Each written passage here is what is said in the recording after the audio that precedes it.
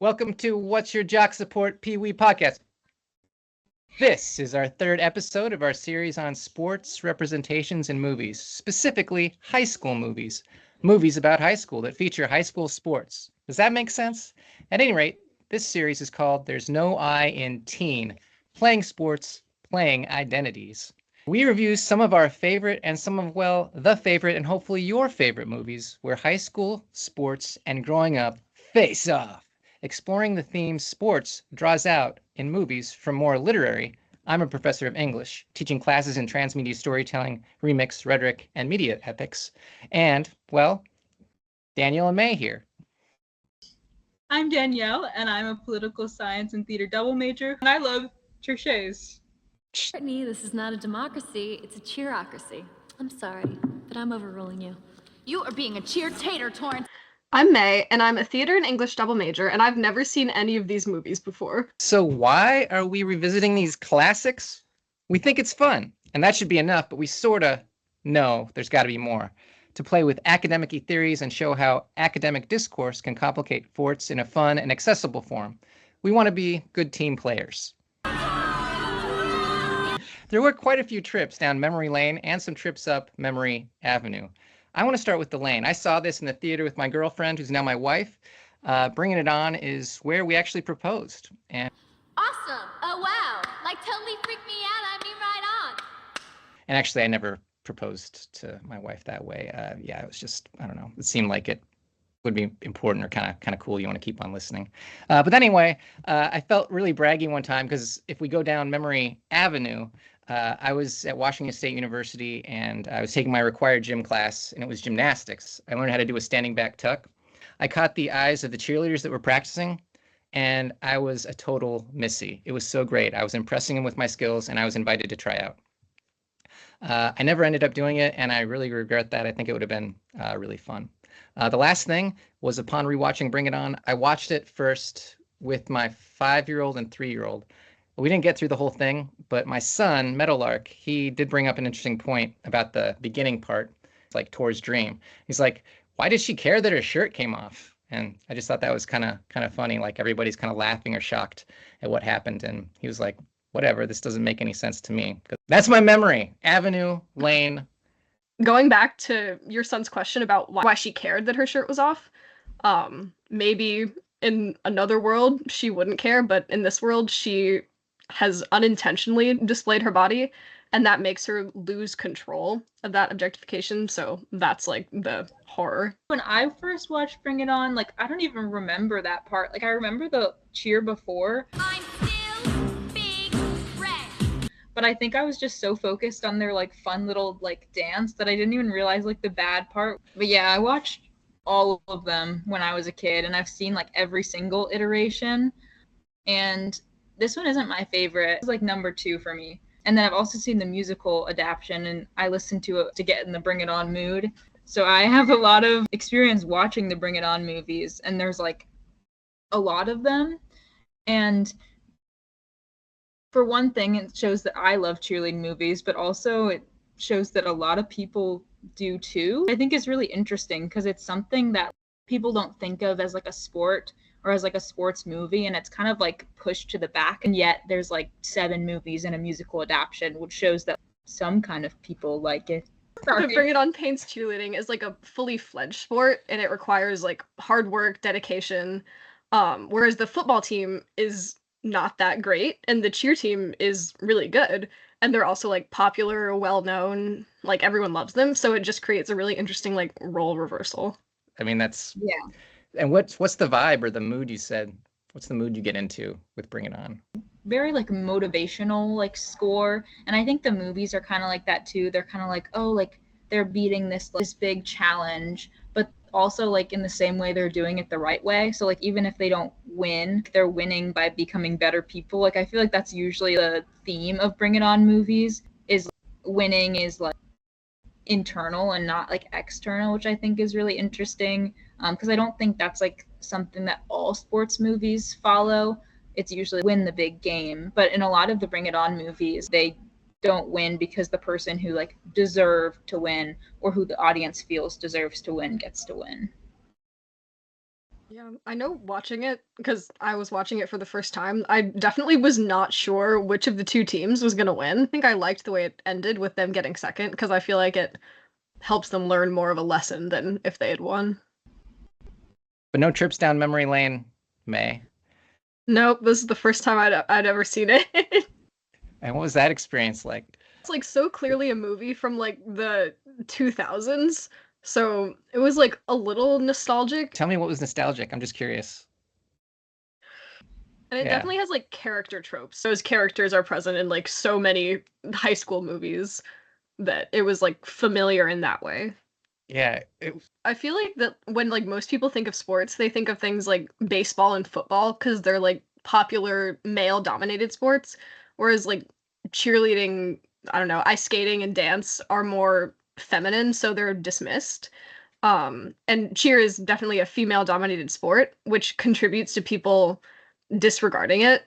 it always seems kind of sad when you go to a football game or a basketball game, and then during like the cheers and things, people kind of get up and they leave instead of paying attention to it. For me, like I've always been kind of like the opposite, where like I would leave during the game and then come back during like halftime and like during when the cheers were happening. That was always more interesting to me than like watching the football game. It's like how during the Super Bowl, I only watched the halftime show and like the commercials. Yeah, that's right. The Super Bowl, that event has become, so all the periphery, the paratexts and things around it, those sorts of texts have become really important. Yeah. And that's funny that cheerleading still sort of has that stigma, right, of being a paratext or a text that surrounds the main text. Like the cheerleaders just like refer to the football games as like their practices, which I thought was interesting. Yeah, I like that. Another one of those reversals. But like really like the whole goal of the movie is not even related to football at all. It's related to the big competition that they go to. And like the football players don't really understand that. They're the ones who are like making fun of the cheerleaders. And that's where a lot of the homophobia in the movie comes from, because they like call especially the male cheerleaders like homophobic slurs. It's like strange to me how prevalent it was. I thought it was cool how like, cheerleading seemed really more accepting. Like you heard was like what, I don't know if it was who you play for or was something about their sexuality. And he said, I'm controversial, which was kind of an interesting way to play it because I don't think they ever used the term gay. So that was how they approached it. And then there was a scene later, which is kind of, challenged this homophobia. But again, it's still unclear, and maybe this is because of the era, where Les watches another cheerleading team. And so after the dance, he's like, hey, great cheer out there. And then, nothing goes forward with it. But yeah. Mm-hmm. It's interesting at the time because I feel like there weren't a lot of gay characters or like outwardly gay characters being portrayed in movies. So it's interesting that they like included a nod, but they weren't kind of brave enough to go farther with that. Or I feel like that comes back to when we talk about some of the other topics like race, where they like kind of touched the boundary, but they didn't really go full through there.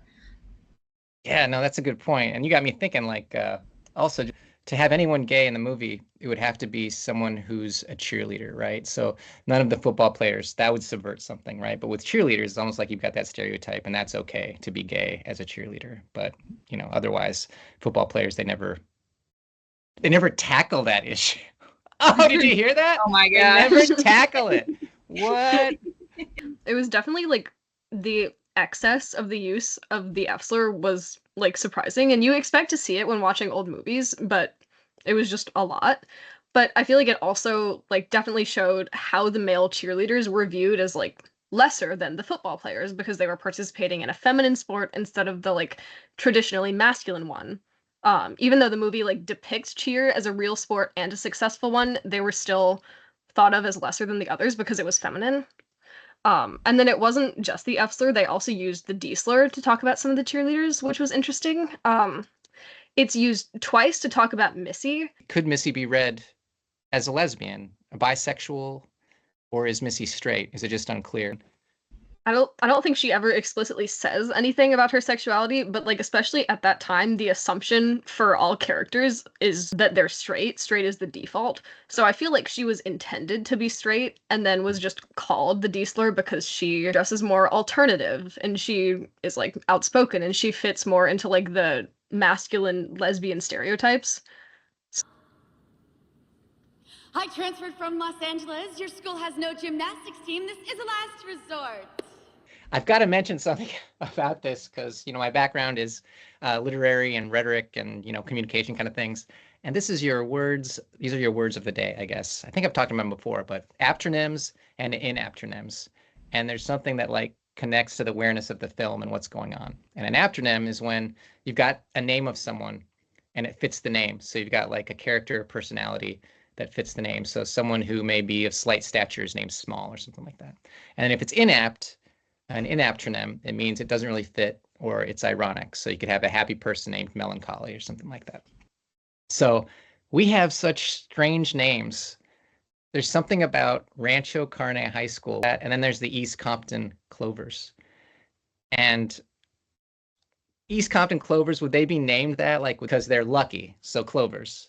And then the Meat Ranch, it just seems like, is that apt because of what we see with the, like, when they're earning money to pay for the choreographer. I feel like I would argue that the Clovers aren't lucky and like they've like worked hard for everything. They've never had things like handed to them. So that would be an inaptronym. The movie. So one of the main issues the film has to do with cheating, cribbing cheers from inner city cheerleaders of East Compton. And so there's that coded language of the inner city, which is just referring to the cheerleaders of color, mostly black and brown cheerleaders. Yeah. I feel like, yeah, like there was good representation in the movie, but like with the coded language, I didn't want to go out and say like, well, this is racism. Like it was just like, they tried to portray it more as like a poorer school and like a richer school. And I also feel like it didn't really dive deep into the topics like I mentioned before. And I also think that like the characters from the Clovers were very underdeveloped, which I think kind of like works against the message of the movie, because you're supposed to root for this team and you do, but you don't really get to know them as individuals like you do some of the Toros, even though like a big part of the movie is the interactions with the Clovers. Didn't you think, I thought it was kind of interesting too that Isis and her group of the Clovers, you almost have this like Jets versus the Sharks kind of thing, but Isis is like, and her group, but they were really aggressive and they almost wanted to fight. And it was kind of interesting that would be how they portrayed the inner city as being, more about displaying brute strength against the Toros for what happened. I feel like it definitely was not executed correctly because all we see on screen is them being ready to fight, but they also talk about how they've been aware that this has been going on for like years and they've put up with it and they're finally fed up. And there's definitely like something to be said for that because if like black women are stereotypically seen as aggressive because black women like put up with being stereotyped over and over again. So, and when they get fed up with it and say something, then they're seen as aggressive. I guess it's going back to what Danielle said earlier, but I felt like it was positive representation because the black cheerleaders were portrayed as like talented and original, but they were also only characterized as like the opposition to the white characters instead of having their own like personalities and development. But even though the characters are underdeveloped, it definitely somewhat addresses how white people have a tendency to steal from black culture. Guys, like every time we get some, here y'all come trying to steal it, putting some blonde hair on it and calling it something different. And there's a nod to this being a constant issue. When Torrance discovers that the cheers are being stolen, she also discovers that it's been happening for years. Even though the movie also like doesn't acknowledge that the issue extends beyond cheerleading, it's just in relation to cheerleading. It's still an interesting like parallel to the stealing of black culture through all other aspects of society, especially with like the responses of the white cheerleaders, because Big Red is definitely in the wrong for stealing the cheers in the first place, but the other girls are also at fault, because when Torrance like brings it up to them and wants to create original material, they want to keep using the stolen material, even though they knew where it came from. I swear I had no idea. Well, now you do.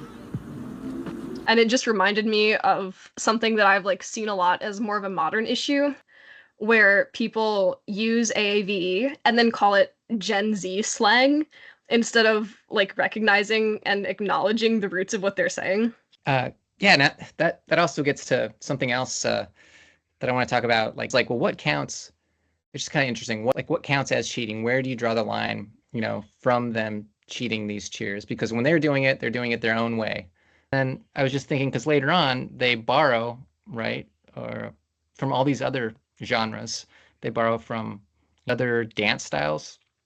So here they are when they're being original, borrowing from all these other things, which doesn't seem original. I mean, it made me think of like cultural appreciation versus cultural appropriation. Mm-hmm. And the thing about them stealing the cheers in the beginning was that they weren't giving credit to like the people who created it, and they were kind of taking it as their own and saying like, oh, we're such an original team, that's why we got so far last year, is because we have all these great ideas. Whereas like when they looked at all the different kind of like different styles and stuff, they were acknowledging like where those things came from. I think it definitely has a lot to do with credit. And I think it's also like inspiration versus like mimicking. When they were stealing the cheers from the Clovers, it was like a direct copy. They weren't like looking at some of the moves and saying like, oh, I like this one move, like let's put it in here. Whereas like with the dance styles, it was like more taking inspiration from different aspects of each. So I feel like that's also a big thing. So the other thing, I guess we can wrap it up with this too, and you guys just add your final thoughts on it. I like the movie can be a segue into thinking deeper about some of the issues that like explored on the surface. Even though it definitely is a product of its time, there's definitely some questionable things. But it was an interesting watch. It was a fun watch. And then it touches on a lot of issues. So like Danielle said, it was definitely interesting to like look at those and then think deeper about them. So, I mean, I liked parts of Bring It On. It definitely helped me see cheerleading in a different way. Even when I saw it in the theaters in 2000, I think is when it came out. But yeah, so yeah, overall, go cheerleading, go cheerleading, go cheerleading, go cheerleading.